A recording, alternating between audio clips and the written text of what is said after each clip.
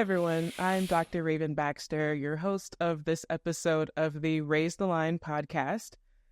I am a molecular biologist and director of the science communication at the Cohen Center for Recovery from Complex Chronic Illness at the Icahn School of Medicine at Mount Sinai Hospital.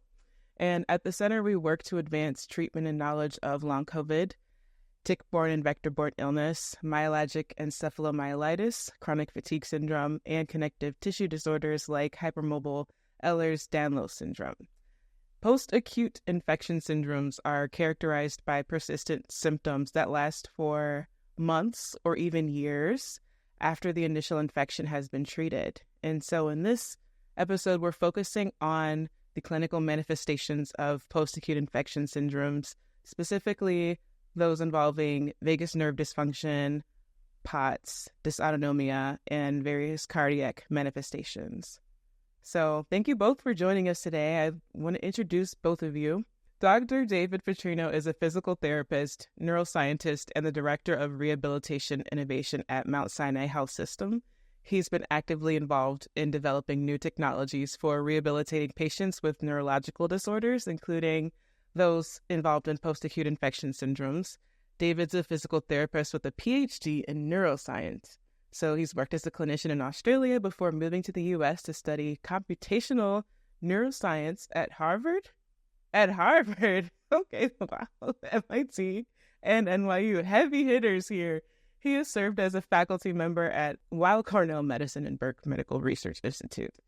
And another one of my coworkers is here, Dr. Jenna Tosto, a leading expert in neurophysiological rehabilitation and researcher in the field of dysautonomia and cardiac manifestations related to post-acute infection syndromes. Dr. Tosto is currently spearheading innovative research at Mount Sinai, focusing on developing new therapies and innovations that could significantly improve the quality of life for patients dealing with challenging conditions. Her work hasn't just pushed the boundaries of our understanding, but it's also offered hope and actionable solutions for countless individuals. Thank you both for being here today and sharing your expertise. I have the pleasure of working with both David and Jenna at CORE, so I'm excited to learn from both of them today. Great. So yes, without further ado, let's talk about these clinical manifestations. I would love to cover the basics of what our medical students need to know about the various presentations of post-acute infection syndromes. This is episode 7, so they've heard a myriad and spectrum of various manifestations, but specifically these were referring to the autonomic system. What presentations can occur? So for folks who have dysautonomia, clinical manifestations and clinical symptoms can be really variable. There are some hallmark presentations and hallmark diagnoses that we see in dysautonomia. So things like postural orthostatic tachycardia syndrome, or POTS, where individuals experience significantly higher heart rates with posture change or standing, as well as things like orthostatic intolerance or significant hemodynamic changes that occur with postural change. Folks can also experience a myriad of different symptoms. Some that are classic to dysautonomia, things like fatigue and myalgia and pain, as well as some that folks might not have traditionally associated with dysautonomia, things like GI dysfunction and cognitive changes and brain fog. So really a wide spectrum of different symptoms and different clinical presentations. And David, any thoughts to add? No, I mean, I think that was really comprehensive. The only thing that I would add is that disorders of the autonomic nervous system are frequently misdiagnosed. Even prior to COVID, people would come to us with dysautonomia, which for those of us who see a lot of dysautonomia, it was very clearly dysautonomia. But, prior to their diagnosis of dysautonomia or POTS, they had been given anxiety diagnoses. They had been given, diagnoses like multiple sclerosis because, the physicians or clinicians that were managing their care kind of knew that something was going wrong, knew that it was neurological, but didn't quite know, how to appropriately diagnose. So a lot of individuals with disorders of the autonomic nervous system that require medications, targeted medications or targeted therapy are quite often misdiagnosed as having a psychogenic condition or having some sort of other neurological disorder before they finally make it to a diagnosis of dysautonomia. So I would ask for all medical students to just be aware of that. When somebody comes to you and says, "Hey, I used to be an athlete, but now when I stand up, my heart is racing in my chest and it feels like I'm going to pass out." We've been trained to sort of go for, "Hey, that sounds like a panic attack." But often this is a hallmark sign of dysautonomia, and there are things that you can do to do a full workup to test for it. Thank you. And along those lines, as a provider, what are some of the things that you hear from patients that will cause you to want to investigate and go down the route of autonomic function testing? Typically, one of the things that I'm on the lookout for is sudden onset of these symptoms. So folks who fit a diagnosis of a generalized anxiety disorder or another psychological diagnosis, often these symptoms don't just suddenly emerge out of nowhere for no good reason, or suddenly emerge after someone's been sick with COVID or sustained a concussion. It's not impossible for that to happen, but it's not the norm. So one of the first things that we look for is symptoms that are happening that can be tied to a triggering event. The other thing that we sort of look for is systemic symptoms as well. So we often see temperature dysregulation. We see sleep disruption. We see GI disturbances. We see a lot of symptoms that can be tied to vagus nerve function that are emerging in addition to postural orthostatic tachycardia syndrome or POTS and simple, I feel dizzy when I change positions, et cetera, et cetera. So we're really trying to keep an eye out for some of these holistic symptoms where we're also trying to understand what are the things that trigger these symptoms, because again, when we think about psychogenic symptoms or when we think about symptoms that will trigger things like MS, it's not the same as dysautonomia. With dysautonomia, it's like you're triggering symptoms by standing for too long. You're triggering symptoms by being in hot, humid environments. You're triggering symptoms by being dehydrated or way too hungry, because you haven't put your autonomic nervous system on a schedule that doesn't result in vast changes to autonomic, to sympathetic or parasympathetic tone.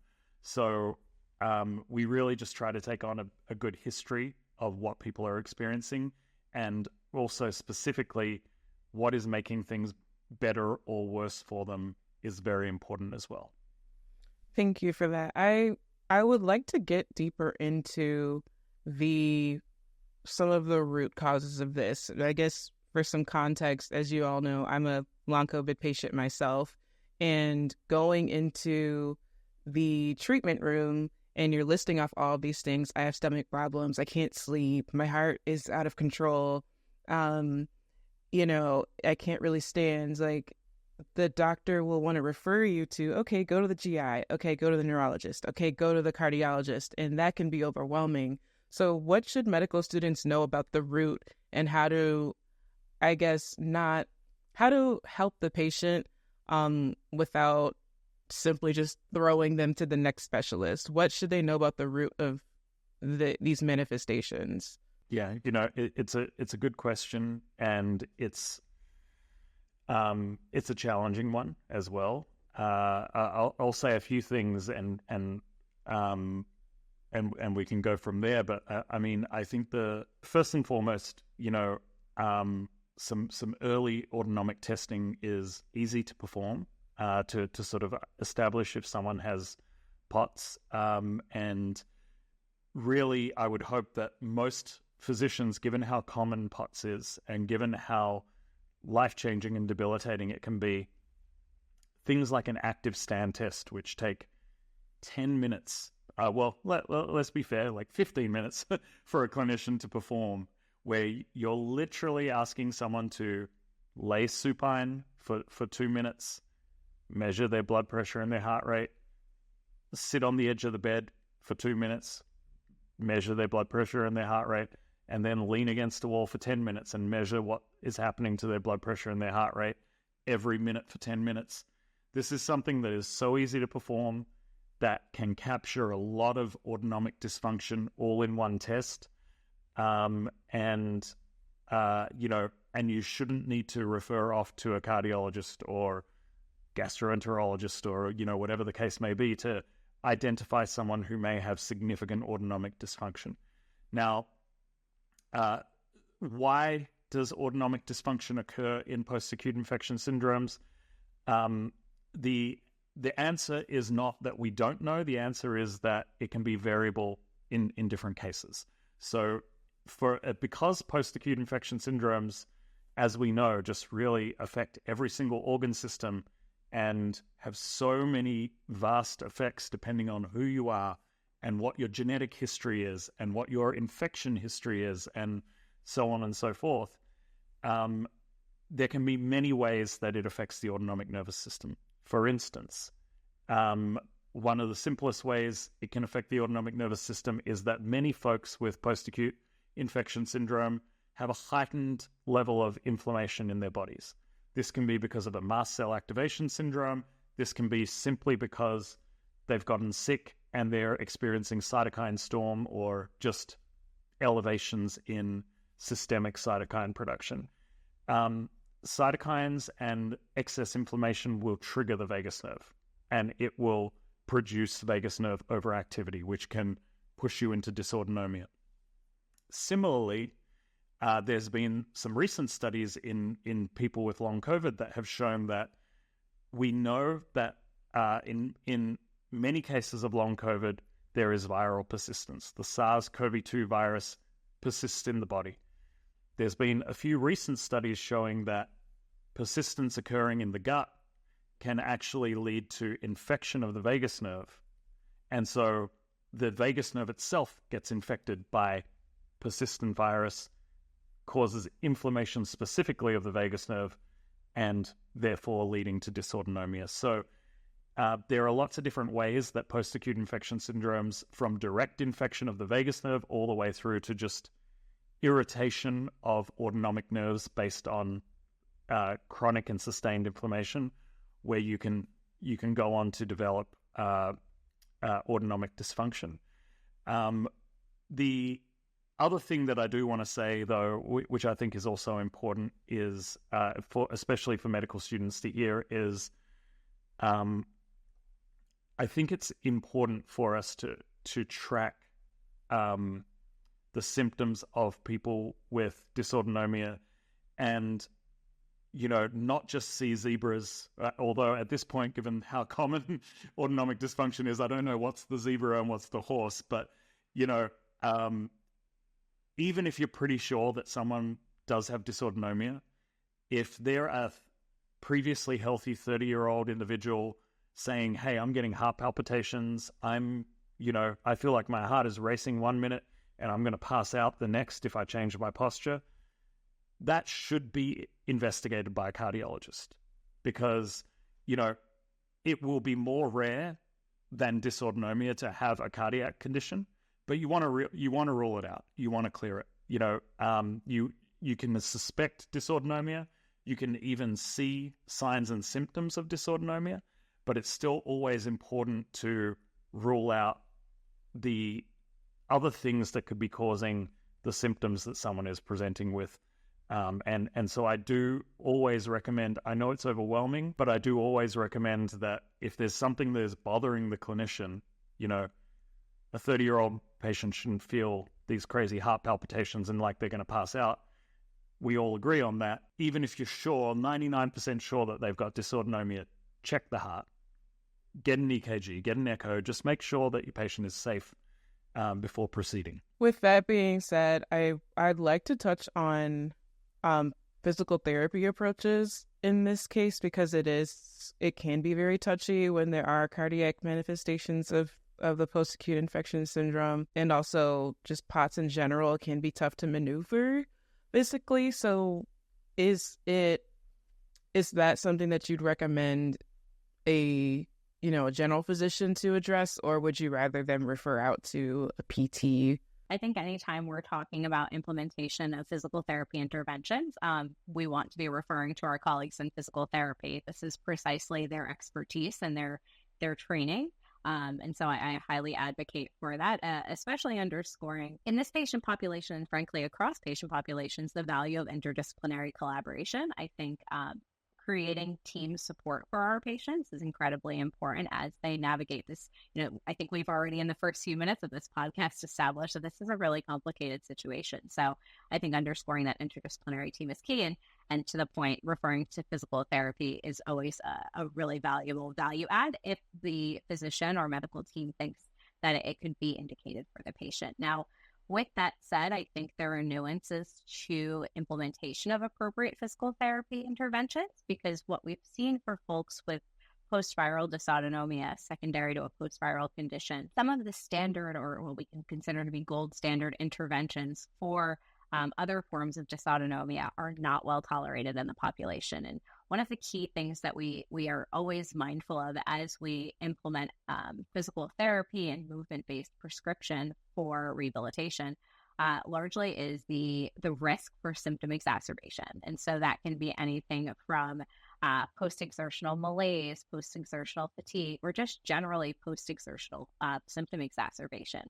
So oftentimes when both providers and patients and caregivers alike hear physical therapy is coming into play, there's some hesitation there. And I think underscoring for all disciplines that when we're implementing physical therapy interventions to address dysautonomia, we really want to be mindful of implementing strategies that are symptom titrated. So really considering the patient symptom burden and being mindful that the interventions that we implement keep in account the risk for post-exertional symptoms, both in session while they're working one-to-one with a therapist, but also in the hours to days thereby after. So really important to consider.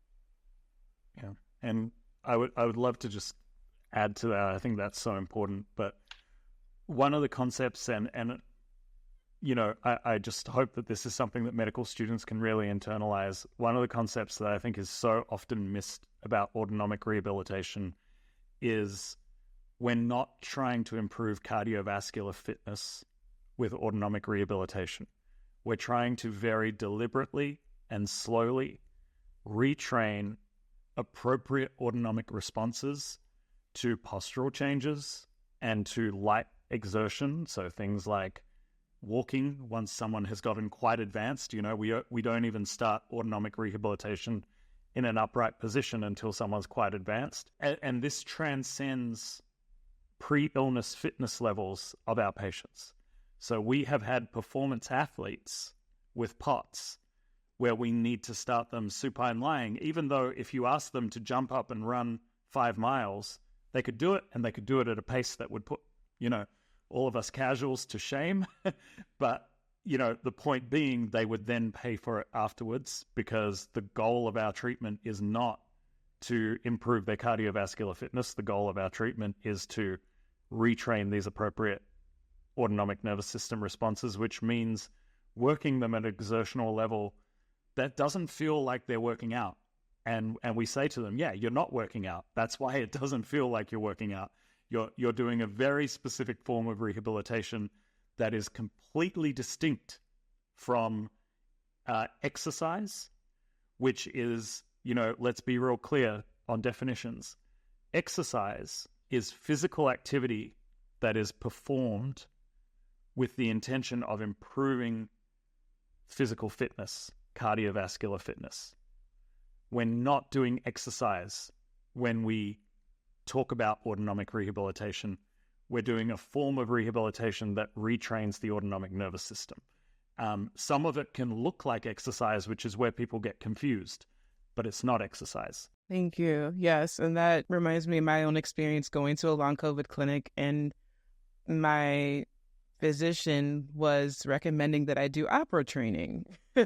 And he was mentioning breath work, and I said, well, I'm not having respiratory issues, though. But he failed to explain that part about the breath work is involved in retraining the autonomic functioning. So, I think it's really important that doctors are able to explain that to the patient before referring out, so as not to make the patient feel dismissed or misunderstood. Sometimes it just comes down to miscommunication. So, I also would like to get into, if you all don't mind or can speak to this, what is there a role in diet and nutrition as far as treating these disorders and diseases?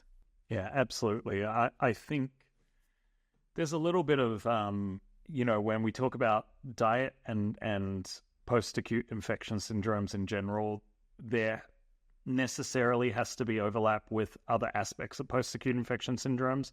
So things like mast cell activation syndrome and other conditions that can cause food sensitivities.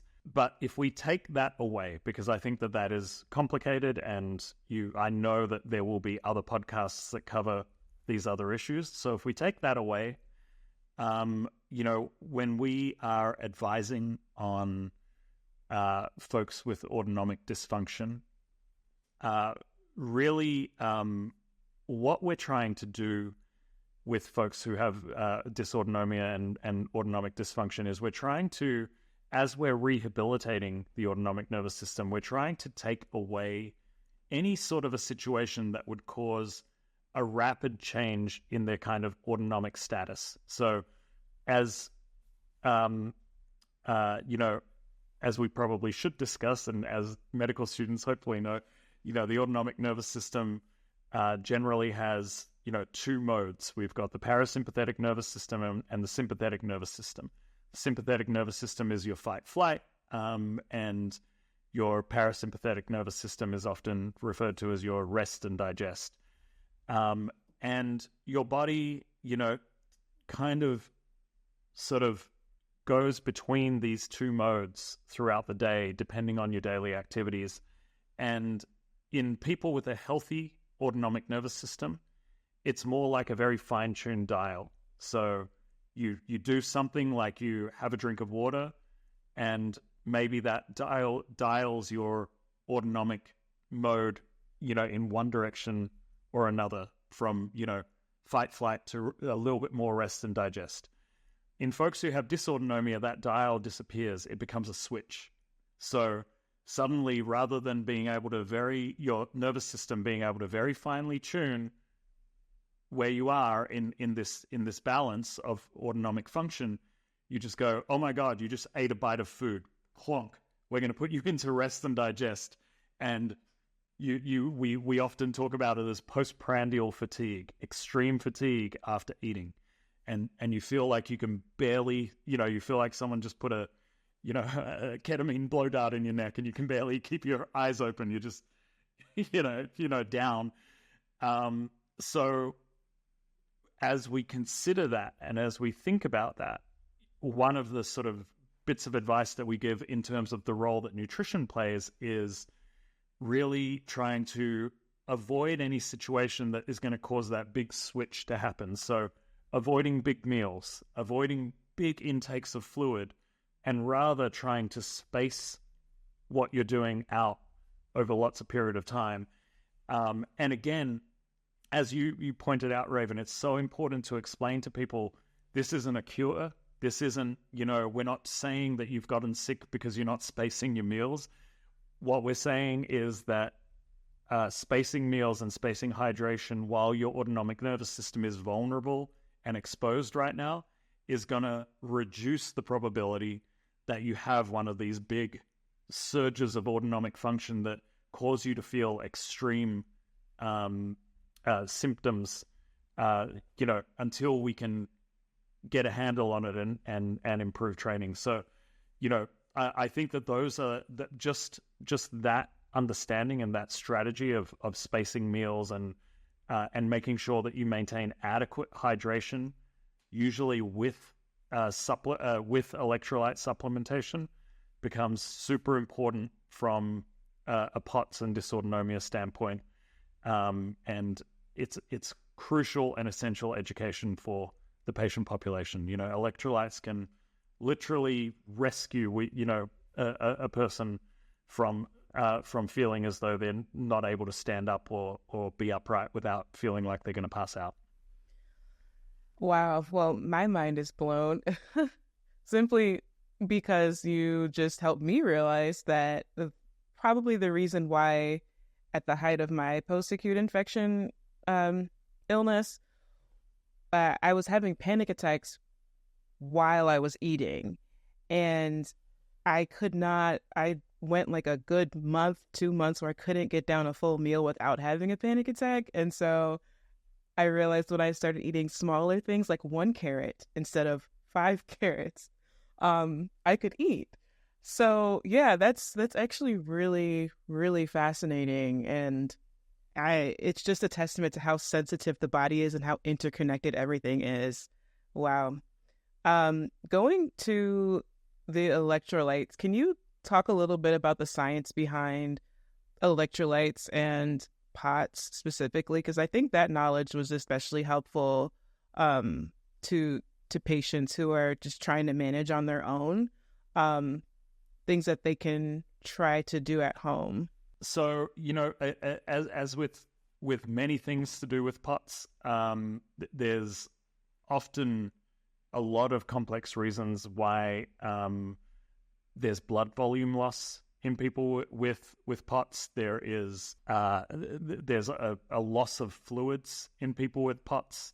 So there's been some really interesting literature around altered function in sweat glands, which means that people with POTS lose a lot more fluid and lose amino acids at a more rapid rate, essential amino acids at a rapid rate compared with people who don't have POTS. There's also just changes in people's hormonal cycling and, producing things like aldosterone levels that can lead to fluid loss and sort of blood volume loss. And so hydration becomes really, really important. Whatever the reason for the loss of fluid or the loss of blood volume, from deranged sweat glands all the way through to, endothelial dysfunction, the main thing that we've seen is that folks really respond quite well to making sure that their fluids are, first of all, adequate, that they're taking on adequate fluids on board, but those fluids are also fortified by, electrolytes. And, typically it's as simple as just adding sodium to, to their water or to their fluid intake.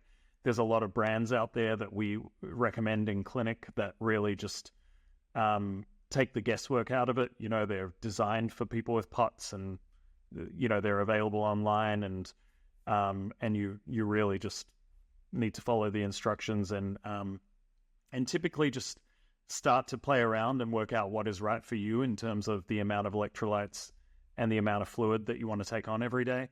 The only caveat here, I'll say again, is that we really want to make sure that both the patient and the physician understand your blood pressure status, your sort of cardiovascular health, because obviously you don't want to be taking on thousands of milligrams of salt every day if you have blood pressure issues, and or you want to manage those blood pressure issues with blood pressure medications so that you can take on the appropriate amount of electrolytes and fluid and feel good without worrying about what your blood pressure is going to be doing. So often, we don't blanket recommend sodium supplementation and fluids. We first want to look at what their blood pressure history is and how their blood pressure is managing, and work in collaboration with the physicians before, making those recommendations. Thank you. And so what other lifestyle adjustments do you think that patients might be in for once you're able to diagnose them with one of these manifestations? I think this kind of builds off of what David just explained. So when we take the case, let's use POTS as an example, right? The example I always give to patients is the idea that if we think of our bodies like a fluid-filled tube or a water bottle, when folks are laying down, we have equal homeostasis, right, across that fluid gradient at our head, our heart, and our lower extremities. When we come to stand up, we're contending with gravity, right? And so in a functioning autonomic nervous system, we would see a feedback loop, everything from our baroreceptors at our arches of our aorta and our carotid bodies, sending messages up to neural centers that control for vascular tone throughout our bodies in order to maintain that homeostasis. But for someone who has POTS in this case, we largely see that feedback system is impaired. So one of the really helpful techniques, in addition to fluid supplementation and sodium supplementation, like David just described from a volume loading perspective, even simply waiting moments, if not minutes, when they change positions. Wait for that period of hemodynamic stability. See if that heart rate responds. And every patient by patient tends to find where their heart rate thresholds are. So if they come from a laying down position to sitting for a period of time, it really allows that added time for the integrity of the autonomic nervous system, despite the fact that it's not, functioning at its normal capacity, to somewhat regulate. Similarly, other things that folks can implement to really just help with management of their symptoms from a lifestyle perspective is energy conservation and pacing strategies. And the concept of energy conservation largely is, some folks will use spoons as an example, some folks will use energy envelopes, but really what it comes down to is we have an allocated amount of energy per day that we can expend on our day-to-day tasks. And so what pacing strategies largely suggest, or energy conservation strategies suggest, is that if we know what's coming in a day, we can allocate our energy appropriately and provide ourselves with necessary rest breaks, provide ourselves with necessary boundaries so that we can maximize the energy that we have without really exceeding that energy envelope or using all of the spoons for a day. I always caveat that with the reality that life happens in between all of this. And there are instances where those strategies are not always able to be easily implemented. But nevertheless, I think for folks who have a really good understanding of their energy envelope, implementing these types of, day-to-day lifestyle modifications can be really helpful. And then I think it circles back, right? We talked about dietary changes and just behavioral changes in that essence. I think all of that can be really, really helpful. Thank you. If I could just add in a few other observations on my end, I totally agree with everything that Jen has been saying. And just a few of the other things that we've noticed have been the extent to which folks with POTS and dysautonomia can control their environment can be really, really helpful. So sensory inputs can be taxing on an autonomic nervous system, especially one that is under stress. So, people can be photosensitive.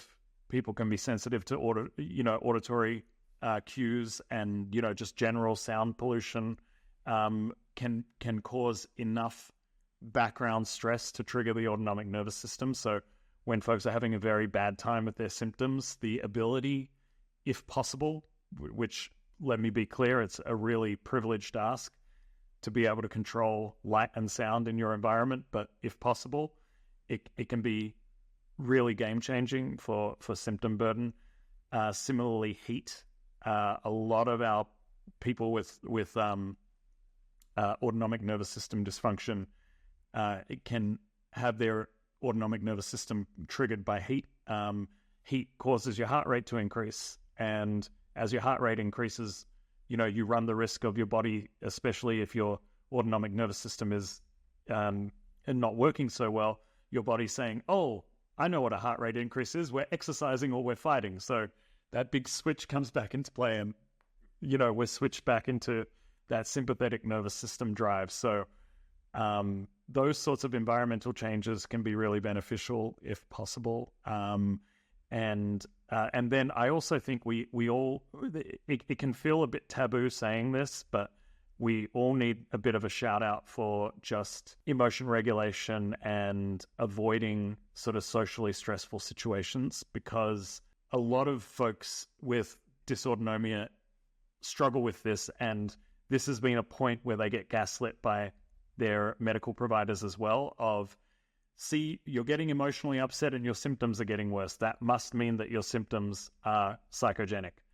Actually, no, the autonomic nervous system is also, tied to the emotional experience. So if you are getting emotional, your heart rate's going to increase. If your heart rate increases, it's just like exercise, right? It's going to click your nervous system into a sympathetic drive, and you're going to feel much more strongly than someone who doesn't have dysautonomia the consequences of that. And so very complete for a clinician and especially a physician to explain to patients, like, right now, emotions are going to feel, heavily and weigh heavily on your body. And you do need to avoid emotional situations. You do need to, in many cases, work with a therapist to discuss emotion regulation techniques that we know you didn't need before your POTS or dysautonomia diagnosis.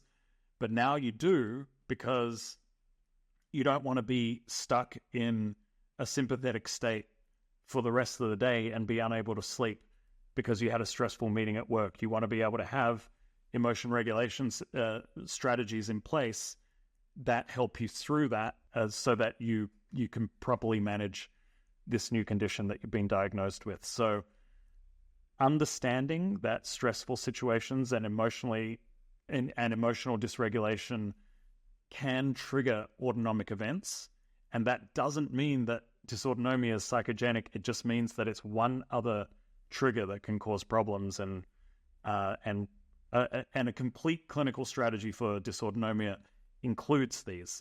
We don't shy away from it and be like, oh, let's not bring up psychological issues with our patients. It's it's just important to fully explain why. That was amazing. Thank you so much for that. And I guess just to offer my own patient perspective as far as lifestyle changes, it can range. There may be some days where you simply just can't get out of bed and can't even go to the bathroom. Like, it could be as extreme as you need a urinal next to your bed, or you need to plan out how many times you're actually going to get up in a day. To, at one point, I could only look at TV or watch TV if I had earplugs in and I could barely hear it, and have sunglasses on so that there was not a lot of light hitting my eyes. Or I would have to use a rolling desk chair to move around to make my food. And I actually didn't leave my house for a couple of months because I couldn't get up out of the stairs. So, there's a lot of lifestyle changes. Definitely considering using mobility aids. That concept was new to me. Shower chairs, so I couldn't stand in the shower, especially with that hot water hitting me. My heart rate would be, it really felt unsafe. So I ended up either laying on the shower floor or sitting down on the shower floor, and eventually got a shower chair. Mind you, it's hard to get up off the floor from a sitting position if your heart rate is really erratic. So there's a lot of lifestyle changes that patients really just need to give themselves grace about, and not cause additional emotional stress by becoming disappointed with themselves. And I think it's just important to encourage the patient. It is normal to experience lifestyle changes when you're chronically ill. So reassuring that, you're doing the best that you can with what you have as far as your health, and things can improve. And that's what I want to talk about next, is recovery. So what can the recovery process look like for these chronically ill patients? I know every journey is different. There are ups and downs. Is it a general assumption that the trend can be upward, or is it just too diverse to really say what recovery can look like for all patients? Sure. So, I think you prefaced it with a really important statement that everyone is on their own individual journey. And clinically, we've seen everyone follows their own path. The example I like to use with patients and those I'm educating largely is that symptom recovery is nonlinear for folks with dysautonomia. Generally, what we see is more of like a sinusoidal experience, right? Where you've got peaks and valleys, and those peaks are symptom exacerbations, and the valleys allow us for some degree of symptom stability.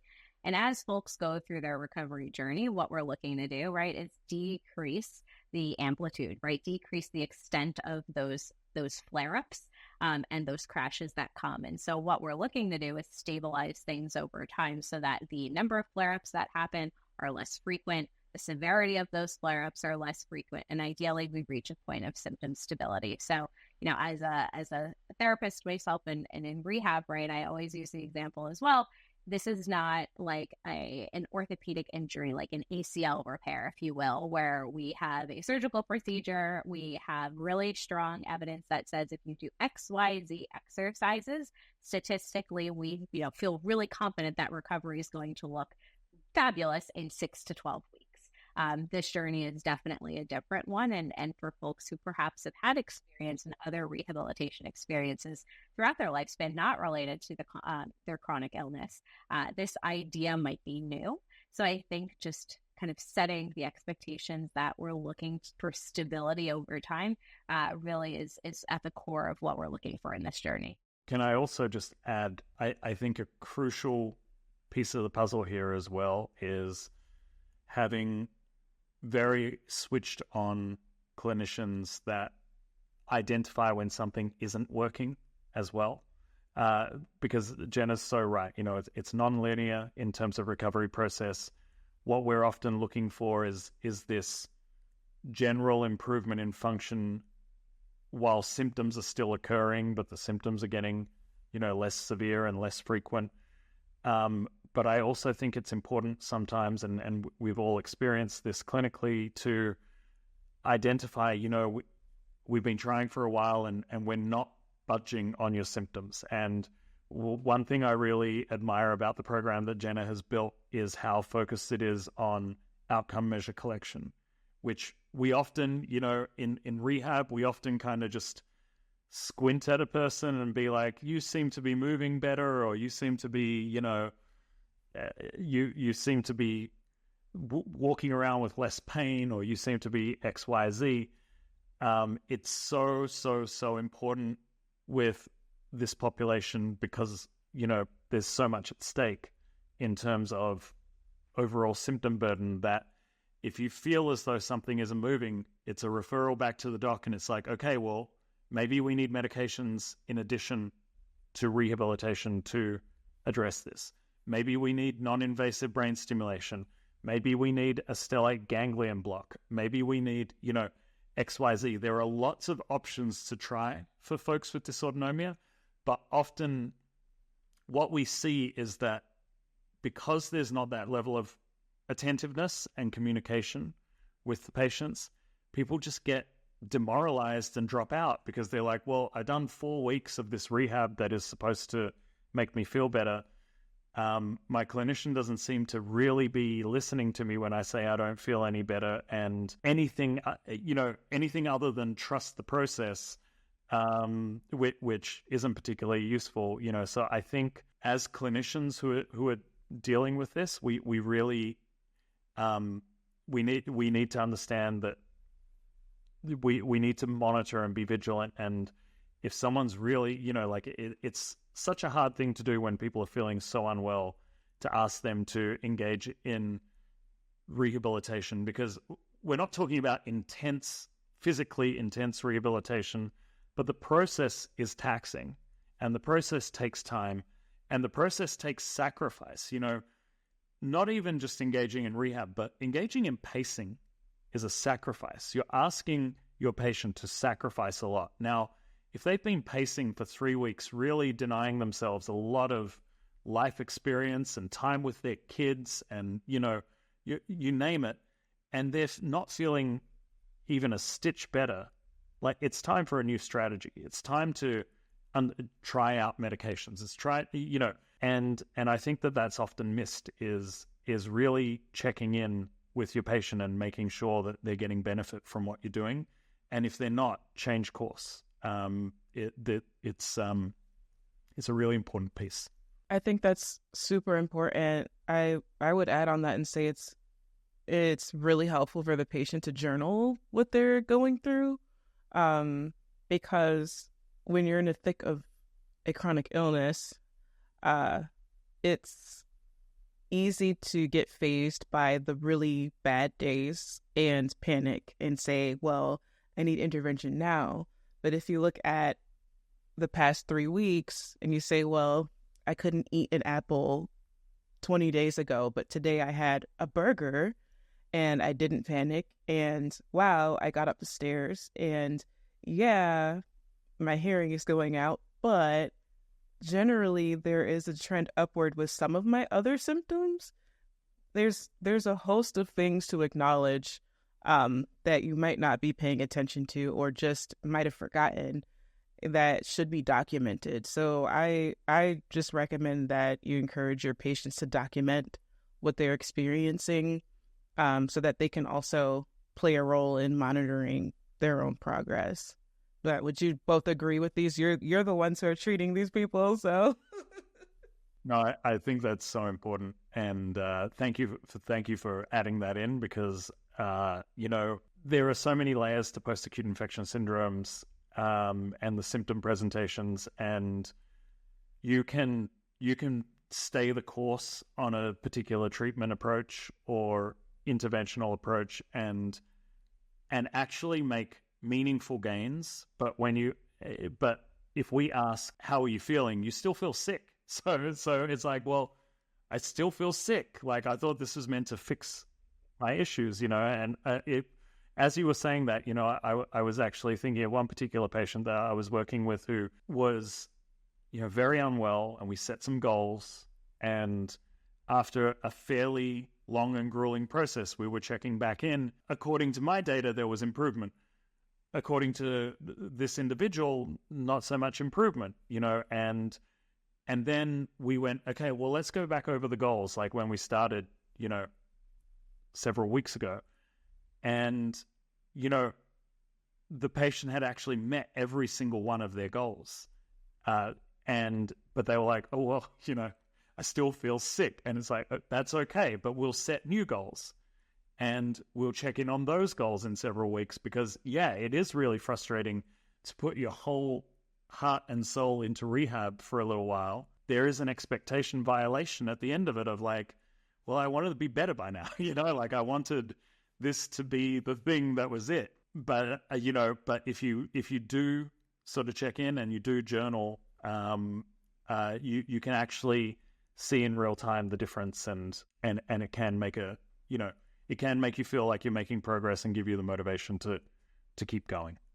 Yeah, that I would also add, if the patient has access to these things, wearing a fitness device was incredibly helpful for me, because I was able to see the trends that I didn't have the capacity to observe, like resting heart rate or active heart rate. What's it called, David? What's heart rate variability? Heart rate variability. Thank you. And also, my Apple Watch can measure like stability. And I was super unstable in how I was walking at the height of my illness versus 10 months later. You could see a trend where it was just like mind blowing, the improvements that the fitness tracker could notice, but that I didn't even know. I didn't even know that I was unstable in not walking well. Or I didn't really realize that my resting heart rate was so high until it wasn't. So yeah, that was also super helpful. Okay, so we talked about recovery. I guess let's talk more about what do you do? I guess what does it look like when a patient comes to you, beginning, middle, end? How would you recommend the medical students approach the conversation, just so that they have that tool in their pocket by the time they finish listening to this episode? I think at the forefront of everything is listening to our patients. That is step one in all of this, I think that there is a tremendous opportunity, admittedly, to learn everything we need to know about our clinical plan of care and the path that we're going to go down by simply taking the time to listen and to hear what our patients have to say. I think that's at the forefront of it. And I think, for a medical student listening to this podcast or to really trying to upskill themselves in this space, there's a ton of evidence that exists presently. There's a ton of emerging evidence. So be a good consumer of the literature that's coming out in this space. Keep yourself informed and engaged. I have said to patients, in the past 4 years, if we take post-COVID conditions as our example, or long COVID, right, we know more today than we did 1 year ago, 2 years ago, 3 years ago, 4 years ago. So the evidence is consistently coming out there. But I think in addition to listening to the patient, also listen to solid evidence. Be a good consumer of the evidence that's coming out as we start to inform our clinical judgments. And then I think really making sure that we're amalgamating all of that information in a succinct way that lends itself to developing a plan of care, but also be willing to pivot, right? To David's point earlier, we want to make sure that the interventions that we're recommending, we're monitoring their progress and we're actually being objective in the way that we mark progress. We're listening to patient symptom report, but we're also looking at objective granular data that can tell us if the interventions we're recommending are beneficial or helping our patients. So I think it's a bit of a triumvirate approach, at least in my mind, of like listening to what we've got what we've got from the literature, listening to our patients, and then just following data. That's kind of at the cornerstone of clinical care as far as I'm concerned. Yeah, absolutely. And with regard to what Jenna just said about being ready to pivot, I want to take a minute to recognize that, like, for a clinical provider, it can be demoralizing. It can feel demoralizing to have a patient that is not getting better no matter what interventions that you throw at them. The only thing I'll say to the medical students listening to this is, well, imagine how that feels for the patient. Imagine how that feels for the person actually coming to you for care. So don't waste time on being demoralized. Don't waste time on, oh God, what am I going to do with this person? They're going to show up again and they're not going to be any better. Have a plan A, B, C, D, E, F. Have many plans in place because as Jenna mentioned, this is a rapid growth area. There is always one more thing to try. There is always one new paper that has come out in the last week. There is always one new strategy that you can adopt. And so be across that. If you want to be an expert in post-acute infection syndromes, you need to embrace the complexity. You need to get used to the fact that when something isn't working, anticipate that it's not going to be working. Go to the worst case scenario for the patient that is not responding as you would like, as most of the other patients are responding, and have multiple plans in place, because there's nothing worse from a patient perspective than showing up to the doctor saying, well, I'm not better anymore, and this kind of knee-jerk reaction of, I don't know, insecurity, hostility that it's not going to plan leads to, well, I don't know why it's not, I don't know why you're not getting better. Maybe you don't even have this condition. Like, that's not helpful. That's defensive. That's, that's not a way of managing a complex situation. So, my number one, here would be, as Jenna mentioned, pivoting, always being ready to pivot, always assuming that there's at least a solid chance that your patient's going to come back to you at a 4-week follow-up and be like, I'm not feeling any better. What should I be doing next? And have an answer. That's the prep that you need, is like, don't just assume this is going to go smooth. It rarely goes smooth. So have an answer for, I'm not feeling better. What should I try next? And there's always something to try next. And I can't express how comforting it is for patients to be met with, okay, I'm sorry that last thing didn't work. Let's try this next thing. So that you've always got a plan. and it's an evidence-based plan that you're putting into motion. Thank you. And are there any questions that I didn't ask that you would like to address? Jenna, anything from No, you? not on my side. I feel like this was a really comprehensive talk. One piece from me is I don't think maybe we got into it too deeply, but I can't understate the importance of breath work and some of the benefits people get from breath work with autonomic rehabilitation. I know you touched on it briefly, Raven, but one of our earliest publications in long COVID in the middle of the pandemic was that we showed that people with long COVID have lower levels of CO2 in their breath than healthy controls who didn't have long COVID. So low levels of CO2, even though the patients themselves were not hyperventilating. Usually when you see low CO2, you just assume that someone's huffing and puffing and blowing out all of their CO2. These folks had a normal respiratory rate, but their CO2 levels were low. And so when we started implementing breathwork strategies, we were implementing two things. We were trying to improve parasympathetic nervous system function because we noticed that sympathetic overload was happening a lot in our patients. And we were also trying to increase carbon dioxide levels. And when we started doing that with patients, we started to notice significant improvements in overall symptom burden. It wasn't a cure, but it was something that helped patients really manage some of their severe symptoms. And so, we've really been doing a lot of work with breath work, and I love breath work because you can do it laying flat, you can do it sitting, you can do it standing, and it's a great symptom modulator. So often our whole autonomic process, we call breathwork prehab. We start people off on breathwork, even if we're not yet clear that they can engage in physical activity. So, if we're concerned about their heart and we're waiting on them to get an echo or an EKG before we start rehab, we can still do breathwork with them, and it's nice and safe, and it still seems to have a benefit to their overall symptom burden. So. We've done a lot of work on breathwork. We've put out a lot of content, and there's a lot of great apps out there that train breathwork for folks with long COVID and other post-acute infection syndromes. So I'd just say, don't sleep on breathwork. It's really helpful and important. Thank you. Yes, I definitely co-sign that.